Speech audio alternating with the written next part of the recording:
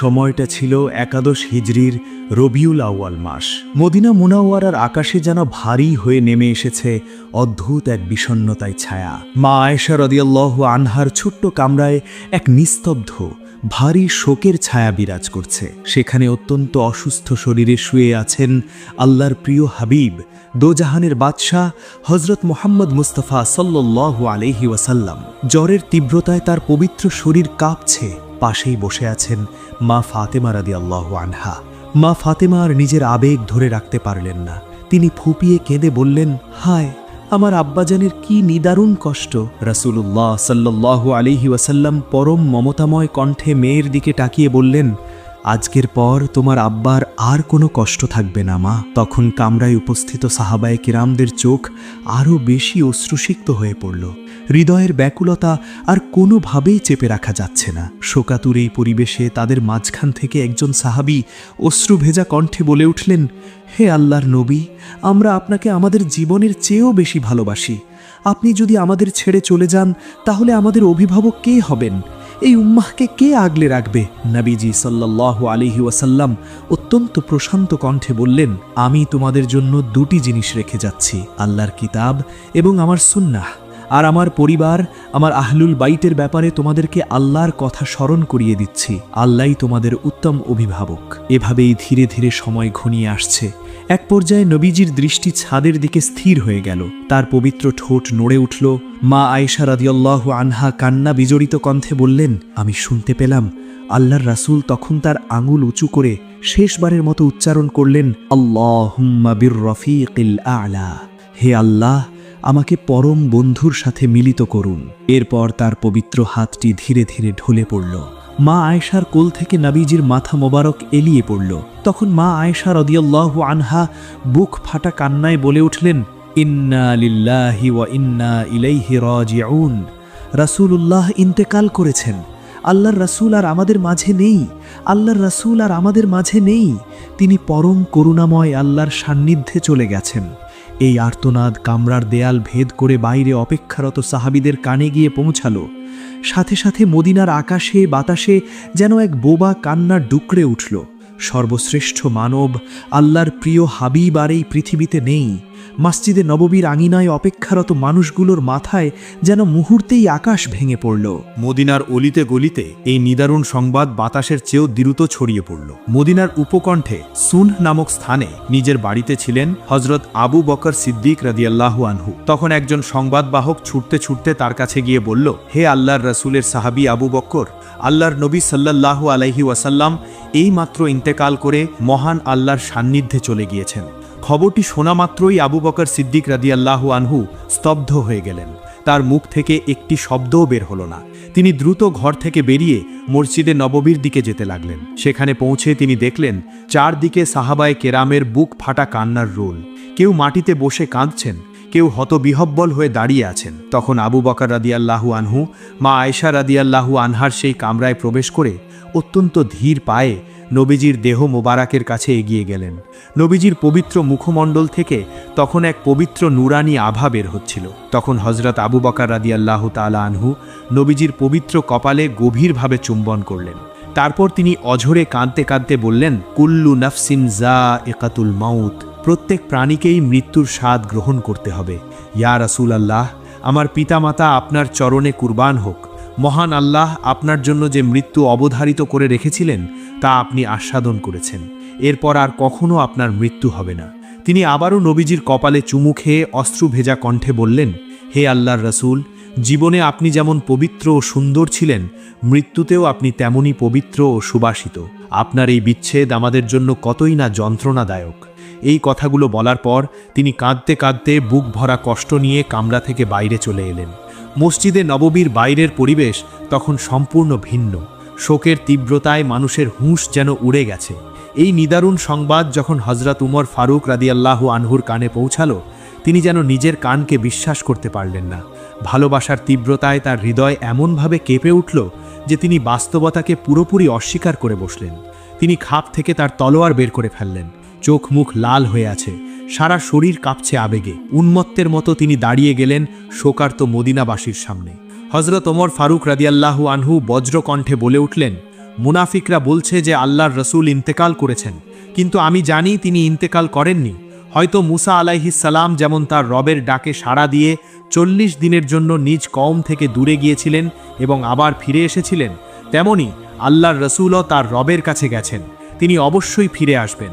তিনি তলোয়ারটি উঁচিয়ে ধরে আরও তীব্র কণ্ঠে বললেন, কেউ যদি বলে আল্লাহর রসুল ইন্তেকাল করেছেন বা মারা গেছেন, কেউ যদি বলে যে আল্লাহর রসুল এখন আর আমাদের মাঝে নেই, তাহলে আমি ওমর এই তলোয়ার দিয়ে সাথে সাথে তার শরীর থেকে মাথা আলাদা করে ফেলব। উমর রাদিয়াল্লাহু আনহুর এই রণমূর্তি আর আবেগ দেখে উপস্থিত সাহাবীদের মাঝে এক অদ্ভুত বিভ্রান্তি তৈরি হলো। অনেকেই ভাবতে শুরু করলেন হয়তো সত্যিই নবীজি ইন্তেকাল করেননি, মুসা নবীর মতোই হয়তো তিনি সাময়িকভাবে অদৃশ্য হয়েছেন। চারদিকে এক থমথমে, ভীতিকর এবং হৃদয় বিদারক অবস্থা। ঠিক এই সময়ই হযরত আবু বকর সিদ্দিক রাদিয়াল্লাহু আনহু উমরের কথাগুলো শুনতে পেয়ে উমরের কাছে গেলেন। তার নিজের দু চোখ বেয়ে তখনও অশ্রু ঝরছে। হযরত আবু বকর সিদ্দিক রাদিয়াল্লাহু আনহু ভারী অথচ স্নেহময় কণ্ঠে বললেন, উমর, শান্ত হও, আল্লাহর ফায়সালাকে মেনে নাও। রাসূলুল্লাহ সাল্লাল্লাহু আলাইহি ওয়াসাল্লাম আমাদের মাঝ থেকে বিদায় নিয়েছেন। তিনি তো কেবল একজন রাসূল ছিলেন, পৃথিবীর সকল নবী রাসূলদের মতোই তারও মৃত্যু অবধারিত ছিল। তুমি এই সত্যটাকে কেন মেনে নিচ্ছ না? হযরত উমর ফারুক রাদিয়াল্লাহু আনহু নবীজির পর আবু বকর রাদিয়াল্লাহু আনহুকেই সবচেয়ে বেশি ভালোবাসতেন ও সম্মান করতেন। এই ধীর স্থির অটল মানুষটির অশ্রু ভেজা চোখের দিকে তাকিয়ে উমরের হৃদয়ের বিক্ষুব্ধ সাগর যেন মুহূর্তেই থমকে গেল। এই নিদারুণ সত্য আর সইতে না পেরে হযরত উমর ফারুক রাদিয়াল্লাহু আনহু সেখানেই হাঁটু গেড়ে বসে পড়লেন এবং শিশুর মতো অঝরে কাঁদতে লাগলেন। এরপর হযরত আবু বকর রাদিয়াল্লাহু আনহু শোকে পাথর হয়ে থাকা বিভ্রান্ত মদিনাবাসীর দিকে তাকিয়ে অত্যন্ত দৃঢ় ও উচ্চ কণ্ঠে বললেন, হে লোক সকল, তোমাদের মধ্যে যারা ধারণা করছো যে নবীজি মুসা আলাইহিসসালামের মতো কোথাও চলে গেছেন, তারা ভুল করছো। তিনি চির বিদায় নিয়েছেন। শোনো, তোমাদের মাঝে যে ব্যক্তি মুহাম্মদ সাল্লাল্লাহু আলাইহি ওয়াসাল্লামের অনুসরণ করো, সে জেনে রাখো মুহাম্মদ সাল্লাল্লাহু আলাইহি ওয়াসাল্লাম ইন্তেকাল করেছেন। আর যে ব্যক্তি মহান আল্লাহর ইবাদত করে, সে জেনে রাখো কেবলমাত্র আল্লাহই চিরঞ্জীব, তার কখনো মৃত্যু নেই। এরপর তিনি ভারাক্রান্ত কণ্ঠে পবিত্র কোরআনের সূরা আল ইমরানের 144 নম্বর আয়াতটি তেলাওয়াত করলেন। মুহাম্মদ তো কেবল একজন রাসূল মাত্র, তার আগেও বহু রাসূল গত হয়েছেন। সুতরাং তিনি যদি মারা যান বা নিহত হন, তবে কি তোমরা পিছু হটে যাবে? আয়াতটি শোনার পর পুরো মসজিদে নববীতে যেন কান্নার বাঁধ ভেঙে গেল। সাহাবায়ে কিরাম সকলেই বাচ্চা ছেলের মতো ফুপিয়ে ফুপিয়ে কাঁদতে লাগলেন। পুরো মদিনা বিভ্রান্তির ঘোর কেটে গিয়ে এক নিদারুণ শূন্যতা আর শোকের সাগরে ডুবে গেল। মসজিদে নববীর আকাশ বাতাস তখনও কান্নায় ভারী। নবীজি সাল্লাল্লাহু আলাইহি ওয়াসাল্লামের পবিত্র দেহ মোবারক তখনও মা আয়েশা রাদিয়াল্লাহু আনহার হুজরায় পরম যত্নে শায়িত রয়েছেন। তার পাশেই আহলুল বাইতের সদস্যগণ শোকস্তব্ধ হয়ে বসে আছেন। ঠিক সেই মুহূর্তেই মুসলিম উম্মার সামনে এসে দাঁড়ালো এক অভাবনীয় ও কঠিন পরীক্ষা। মদিনার আনসার সাহাবিগণ সাকিফা বনি সাইদা নামক এক স্থানে একত্রিত হলেন। একজন আনসার সাহাবী অত্যন্ত চিন্তিত ও ভারাক্রান্ত কণ্ঠে বললেন, হে আনসার ভাইরা, আল্লাহর রসুল আমাদের ছেড়ে চলে গেছেন। এখন যদি আমরা দ্রুত উম্মার জন্য কোনো অভিভাবক বা আমির নির্বাচন না করি, তবে এই ইসলামী রাষ্ট্র ভেঙে পড়তে পারে। চারদিকে শত্রুরা উঁত পেতে আছে। যেমন মাথা ছাড়া কোনো শরীর বেঁচে থাকতে পারে না, তেমনি একজন যোগ্য নেতা ছাড়া মুসলিম উম্মাও দিশেহারা হয়ে যেতে পারে। নেতৃত্বের এই শূন্যতা উম্মার জন্য কতটা ভয়ঙ্কর হতে পারে তা ভেবে সাহাবীদের মনে গভীর উদ্বেগ দেখা দিল। এই খবর পৌঁছালো হযরত আবু বকর ও হযরত ওমর রাদিয়াল্লাহু আনহুমার কাছে। তারা বুঝতে পারলেন নবীজি সাল্লাল্লাহু আলাইহি ওয়াসাল্লামের পবিত্র দেহ মোবারক দাফনের আগে উম্মার ঐক্য নিশ্চিত করা সবচেয়ে জরুরি। শোকের পাহাড় বুকে চেপে তারা দ্রুত ছুটে গেলেন সাকিফায়। সেখানে পৌঁছে হযরত আবু বকর সিদ্দিক রাদিয়াল্লাহু আনহু অত্যন্ত প্রজ্ঞা ও সম্মানের সাথে বললেন, হে আনসার ভাইরা, ইসলামে আপনাদের ত্যাগ ও সাহায্য আল্লাহ এবং তার রসূল কখনোই ভোলেননি। কিন্তু এই কঠিন সময়ে নেতৃত্বের প্রশ্নে যদি আমাদের মাঝে সামান্যতম বিভেদ সৃষ্টি হয়, তবে রসূলুল্লাহর তিল তিল করে গড়া এই দিন হুমকির মুখে পড়বে।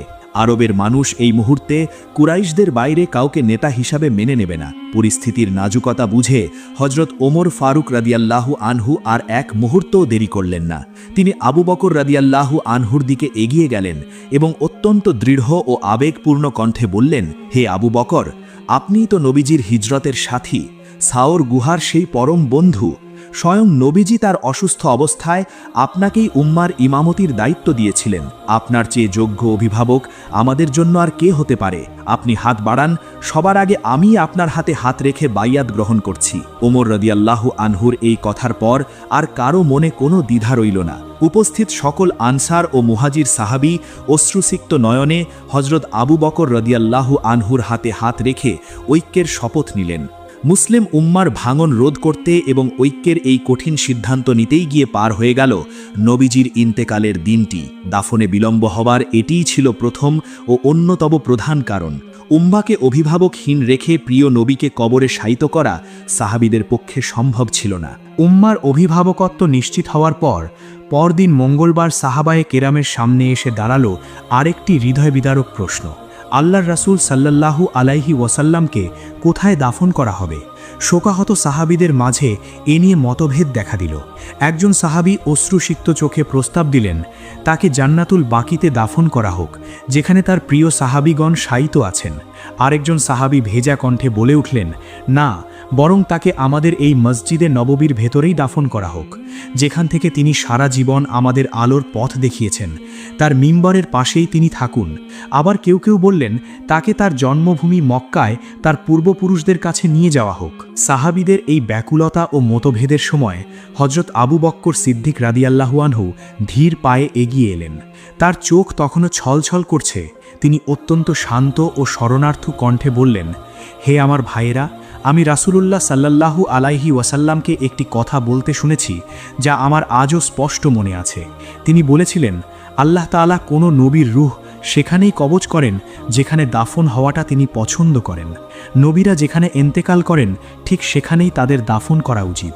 এই একটি কথাই সবার হৃদয়ের সব দ্বিধা আর মতভেদ মুহূর্তেই দূর করে দিল।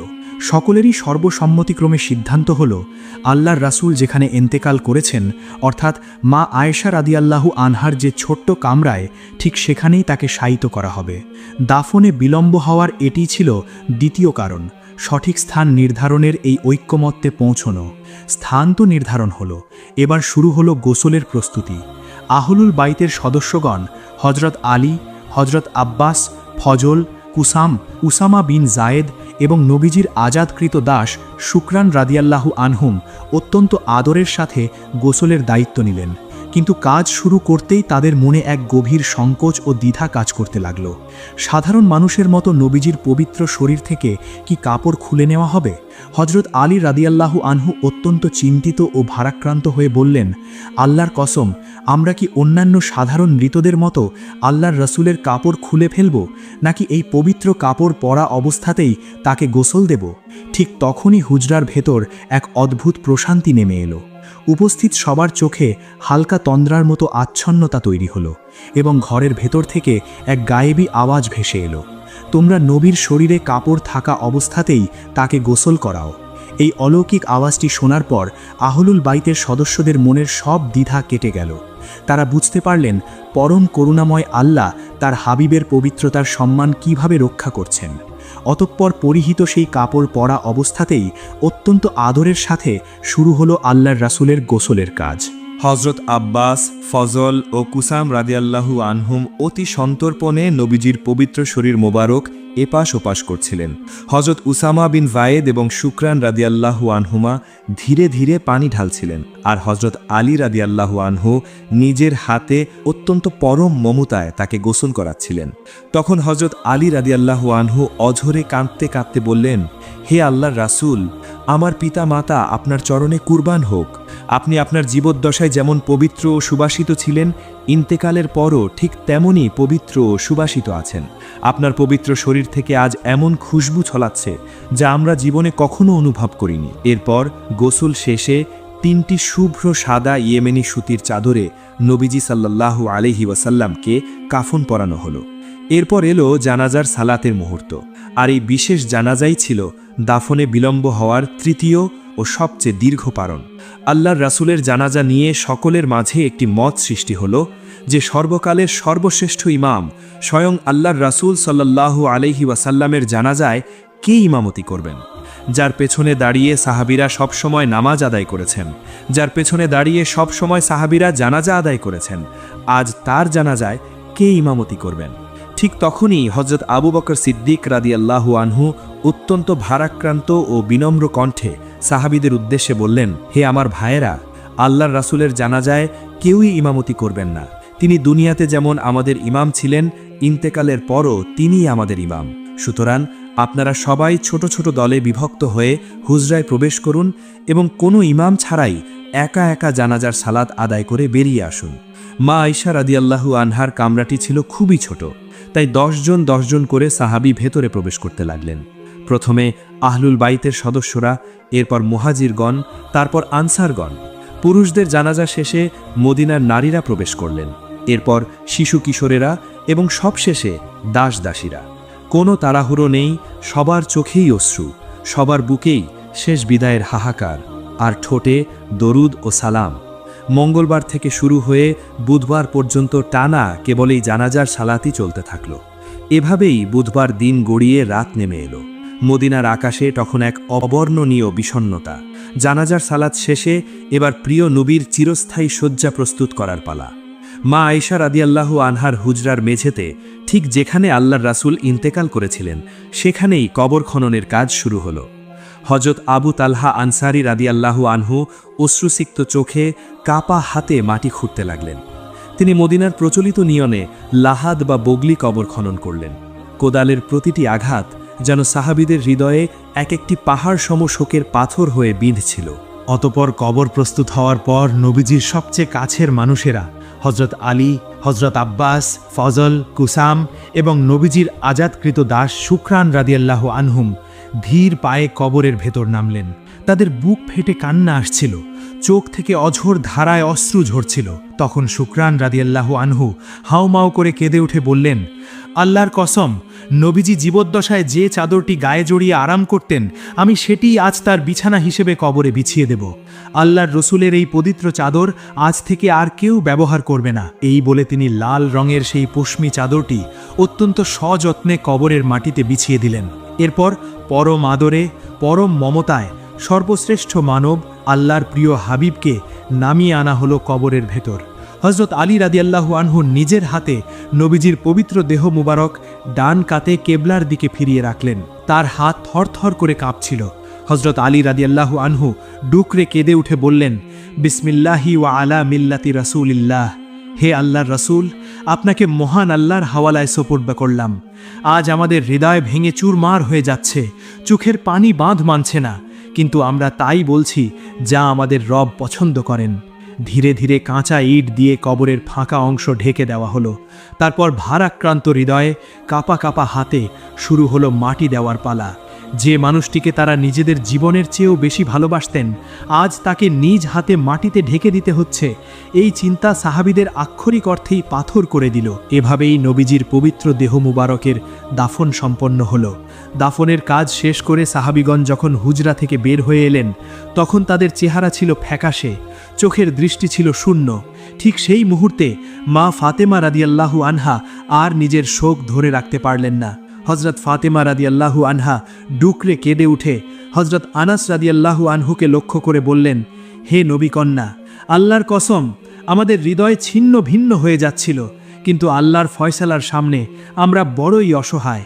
আমরা কেবল আল্লাহর রসুলকে দাফন করিনি, আজ আমরা যেন আমাদের নিজেদের আত্মাকেই এই মদিনার মাটিতে দাফন করে এসেছি। বুধবারের সেই গভীর রাতে মদিনায় এক অদ্ভুত নিস্তব্ধতা নেমে এলো। যেই মদিনা একদিন নবীজির আগমনে আনন্দে উদ্ভাসিত হয়েছিল, আজ সেই মদিনায় যেন এক নিকষ কালো অন্ধকারে ডুবে গেল। হজরত আনাস রাদিয়াল্লাহু আনহু দীর্ঘশ্বাস ফেলে ভারাক্রান্ত কণ্ঠে বললেন, যেদিন আল্লাহর রসুল মদিনায় প্রবেশ করেছিলেন, সেদিন মদিনার সব কিছু আলোকিত হয়ে উঠেছিল, আর আজ যেদিন তিনি আমাদের ছেড়ে চলে গেলেন, মদিনার সব কিছু যেন অন্ধকারে ঢেকে গেল। আজ আমাদের হৃদয়গুলো এক নিদারুণ শূন্যতায় হাহাকার করে উঠল। মসজিদে নববীর আঙিনায় সাহাবীরা বসে আছেন, কেউ কোনো কথা বলছেন না।